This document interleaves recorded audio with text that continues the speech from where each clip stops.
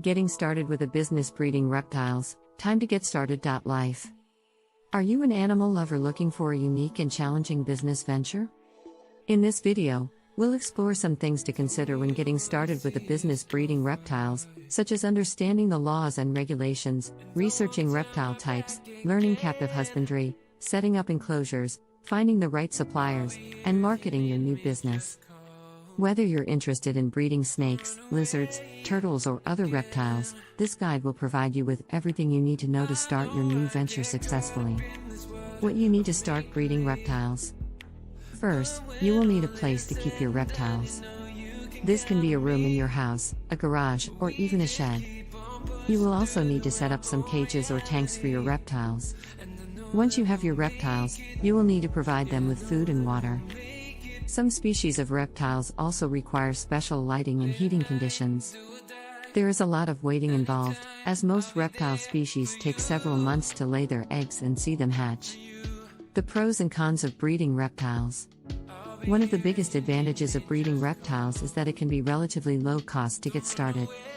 Another big advantage is that there is a large and growing demand for reptiles. Because the reptile market is still relatively small compared to other pets like dogs and cats, you may have trouble finding enough customers to buy all the animals you produce. How to care for your reptiles.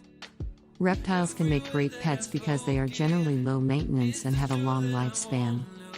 First, you need to provide your reptile with the proper habitat. Second, you must feed your reptile a nutritious diet. Third, you need to provide your reptile with regular veterinary care. Where to sell your reptiles. If you're looking to start a business breeding reptiles, you'll need to find some good places to sell your animals. One option is to sell your reptiles through pet stores. This can be a great way to get started, as pet stores have a lot of foot traffic and can be a good source of customers. Another option is to sell your reptiles online. Finally, you could also sell your reptiles at reptile shows or through word of mouth.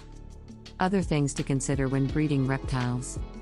First, you need to make sure that you have the proper facilities to house the animals. This means having enough space for them to move around, as well as the correct temperature and humidity levels. Another thing to consider is the time commitment involved in breeding reptiles.